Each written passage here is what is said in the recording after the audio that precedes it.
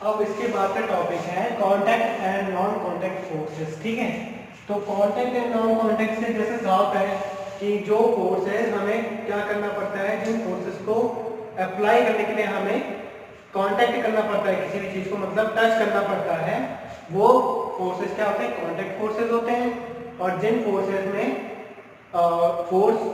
Force apply होने के लिए कांटेक्ट की जरूरत नहीं होती, दो सरफेस को आपस में टच होने की जरूरत नहीं होती, उनको बोलते हैं नॉन कांटेक्ट फोर्सेस। ठीक है, तो सबसे पहले कांटेक्ट फोर्सेस की बात करें तो हमारे पास है muscular force and friction force. तो मस्कुलर फोर्स क्या हो गया, the force is resulting due to the action of muscles is known the muscular force. ठीक है, तो जो हमारी मसल्स होती है ना, ये मसल्स होती हैं, तो इन्हीं के थ्रू क्या होता है, इन्हीं के द्वारा क्या होता है, हमारे हाथ क्या कंट्रोल होते हैं ना, ऊपर नीचे हो जाते हैं हाथ। ठीक है, तो हम क्या करते हैं, किसी भी चीज को पुश या पुल करना है हमें, तो हम क्या करते हैं, इस तरीके से क्या करते हैं, टच करते हैं ना उस सरफेस को। ठीक है, तो क्या करना पड़ रहा है, यहाँ पे टच करना पड़ रहा है, वो भी मस्कुलर फोर्स लगा रहे हैं, तो ये क्या हो गया, मस्कुलर फोर्स। ठीक है, क्या है ये, कांटेक्ट फोर्स हो गया ये एक टाइप का। ठीक है, जैसे हम क्या करेंगे, दीवार को पुश करेंगे। ठीक है, तो दीवार को पुश करके तो हुआ तो कुछ नहीं, बट हमने जो पुश किया वो क्या हो गया, वो दीवार के अंदर क्या हो गया, डिस्ट्रीब्यूट हो गया इक्वली। ठीक है, बट हम क्या उतने केपेबल नहीं है दीवार को क्या करने के लिए, मूव कराने के लिए, बिकॉज दीवार को मूव कराने के लिए तो कम से कम क्या, काफी ज्यादा फोर्सेस की जरूरत पड़ती ना। बट हमने क्या किया, ट्राई किया, तो हमारा जो फोर्स है वो कहीं खत्म नहीं हुआ, वो क्या हो गया, डिस्ट्रीब्यूट हो गया ना वॉल, इस वॉल पे क्या हो गया, डिस्ट्रीब्यूट हो गया इक्वली। ठीक है, तो जो मस्कुलर फोर्स है हमारा वो क्या है, कांटेक्ट फोर्सेस है। ठीक है, फ्रिक्शन फोर्स है। फ्रिक्शन मींस क्या होता है, दो सरफेस के बीच में क्या होता है, जब एक सरफेस क्या करती है, दूसरी सरफेस को अपोज करती है। अपोज करने का मतलब क्या है कि जैसे फुटबॉल है ना, फुटबॉल, तो आपने देखा होगा कि फुटबॉल को जब आप किक करते हो, ठीक है, जब आप किक करते हो यहां से, तो फुटबॉल क्या है, आगे क्या करती है, राउंड राउंड में चलने लगती है आगे। ठीक है, तो बिना रोके हुए, बिना किसी एक्सटर्नल फोर्स के, देखते होंगे आपके कुछ दूरी पे जाके क्या हो जाती है, वो खुद रुक जाती है। क्यों रुकती है वो खुद, बिकॉज जो हमारा अर्थ सरफेस है और जो हमारा फुटबॉल का सरफेस है, जो टच हो रहे हैं आपस में, तो जो अर्थ सरफेस है वो क्या कर रही है, जो फुटबॉल मोशन कर रहा है, इसके मोशन को क्या कर रहा है, अपोज कर रहा है। ठीक है, यही क्या होता है, हमारा फ्रिक्शन फोर्स होता है। ठीक है, तो फ्रिक्शन फोर्स क्या होता है, the force which opposes the motion of any object. ऐसा फोर्स जो क्या करता है, किसी के मोशन को अपोज करता है, चाहे वो फुटबॉल की बात हो, चाहे वो हम क्रिकेट बॉल की बात करें। ठीक है, और या फिर जैसे देखा होगा आपने कि जो स्लाइड्स होते हैं ना, स्लाइड करते हो आप, तो स्लाइड भी क्या होता है, ज्यादा ढलान होगी तो तभी जाके स्लाइड होती है।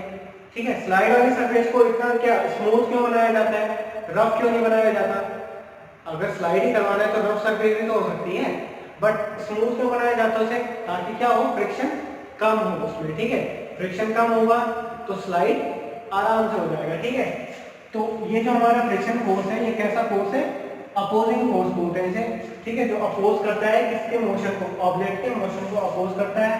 ठीक है, frictional force act between the surface of the object and the ground. ठीक है, तो अगर ऑब्जेक्ट और ग्राउंड की बात हो रही हो कि कोई ऑब्जेक्ट क्या होता है, मोशन कर रहा है ग्राउंड पे फ्रीली, तो ग्राउंड क्या करता है, उसे अपोज करता है, जिससे हम चलते हैं ना। तो अगर हम नॉर्मली क्या करें, नॉर्मली स्मूथ सरफेस पे चलते हैं या नॉर्मल सरफेस पे चलते हैं, तो क्या होता है, हमें ज्यादा दिक्कत नहीं होती चलने में। बट अगर हम सैंड वाली जगह पे चले, जहाँ पे सैंड होता है, जहाँ पे सिल्ट होती है, बहुत सारी रेत होती है, ठीक है, तो वहां पे चलने में क्या होता है, हमें दिक्कत आती है। क्यों आती है दिक्कत, बिकॉज वहां पे सैंड की जो सरफेस है वो बहुत ज्यादा रफ होती है। ठीक है, इसलिए क्या होता है, बहुत ज्यादा फ्रिक्शन होता है वहां पे, तो फ्रिक्शन की वजह से हम क्या करते हैं, हम वहां पे थोड़ा मुश्किल से चल पाते हैं। ठीक है, तो ये हो गया हमारा कांटेक्ट फोर्स के बारे में। हाँ, और एक बात और है कि जो फोर्स है हमारा, उसकी यूनिट क्या होती है। सबसे पहले यूनिट की बात करें तो फोर्स का हमारा नॉर्मल सा फॉर्मूला होता है F, फोर्स को डिनोट करते हैं F से, तो F इजिकल टू होता है m इंटू ए, मास इंटू एक्सेलरेशन। ठीक है, अब ये तो हो गई बहुत बात की बात। तो नॉर्मली तो हमारी फोर्स की यूनिट होती है, हम जिस पे मेजर करते हैं, जैसे हम क्या करते हैं अपना जो हमारा वेट है उसको हम किस में मेजर करते हैं, किलोग्राम में मेजर करते हैं। लेंथ है उसको किस में करते हैं, मीटर में मेजर करते हैं। तो इसी टाइप से हम फोर्स को किस में मेजर करते हैं, न्यूटन में। ठीक है, तो न्यूटन में हम क्या करते हैं, न्यूटन का एन से दिखाते हैं। ठीक है, तो न्यूटन में हम क्या करते हैं, इसको इसकी यूनिट जो है हमारी वो न्यूटन है। ठीक है, तो हम जब भी कहेंगे कि हमें कितना फोर्स अप्लाई करना है तो 20 न्यूटन, 30 न्यूटन, 15 न्यूटन इस टाइप का। ठीक है, तो ये न्यूटन की एसआई यूनिट हो गई। इसके बाद हम बात करते हैं नॉन कॉन्टैक्ट फोर्सेस की। ठीक है, इसके बाद है हमारे पास नॉन कॉन्टैक्ट फोर्सेस। ठीक है, तो नॉन कॉन्टैक्ट फोर्सेस 3 टाइप्स के हमारे। एक है ग्रेविटेशनल फोर्स। तो फर्स्ट जो ग्रेविटेशनल फोर्स है, तो जो हमारी अर्थ है, हम जिस फोर्स से अर्थ से क्या है जुड़े हुए हैं ना, हम ऊपर से कूदेंगे तो अर्थ पे क्या होता है, अर्थ पे आके, अर्थ सरफेस पे आके क्या होता है, चिपक जाते हैं, गिर जाते हैं ना नीचे। तो ये किस फोर्स की वजह से है, ग्रेविटेशनल फोर्स की वजह से। ठीक है, तो ये हो गया नॉन कॉन्टैक्ट फोर्स में आ गया। मैग्नेटिक फोर्स की बात करें तो मैग्नेटिक फोर्स क्या होता है, मैग्नेट देखा होगा आपने, किस टाइप का कुछ मैग्नेट होता है, नॉर्थ साउथ लिखा होता है।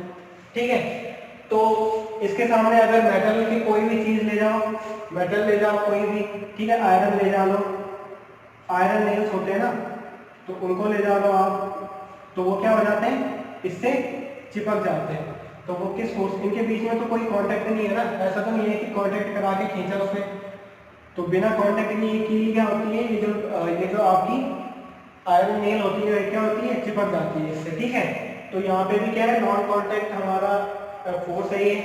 लास्ट में हमारे पास इलेक्ट्रोस्टैटिक फोर्स। इलेक्ट्रोस्टैटिक फोर्स क्या होता है, आपने देखा होगा जब आप काउंट करते हो कभी हेयर्स पे, तो काउंट करते हुए क्या होता है, अगर आप काउंट की हुई है जो आपकी कॉम है, ठीक है, जो आपकी कॉम है उसको आप क्या करोगे, हेयर से काउंट करोगे पहले, तो आप क्या करोगे, पेपर के छोटे छोटे पीसेस को लेके नीचे रखोगे, तो कॉम को उसके सामने ले जाओगे, तो जो कॉम के पार्टिकल होंगे, जो आपके पेपर के पार्टिकल होंगे, ठीक है, वो क्या होंगे, वो कॉम से चिपक जाते हैं। ठीक है, इस तरीके की कॉम होगी तो वो क्या होती है, इससे चिपक जाते हैं। तो यहाँ पे भी क्या है, एक नॉन कॉन्टैक्ट फोर्स है। ठीक है, तो ये हो गया आपके नॉन कॉन्टैक्ट फोर्स। इससे पहले जो कॉन्टैक्ट फोर्स है वो कौन कौन से थे, मस्कुलर, और सेकेंड वन कौन सा था, कॉन्टैक्ट फोर्स में कौन सा था, मस्कुलर और फ्रिक्शन फोर्स। ठीक है, तो इसके बाद हम नेक्स्ट टॉपिक पे चलते हैं।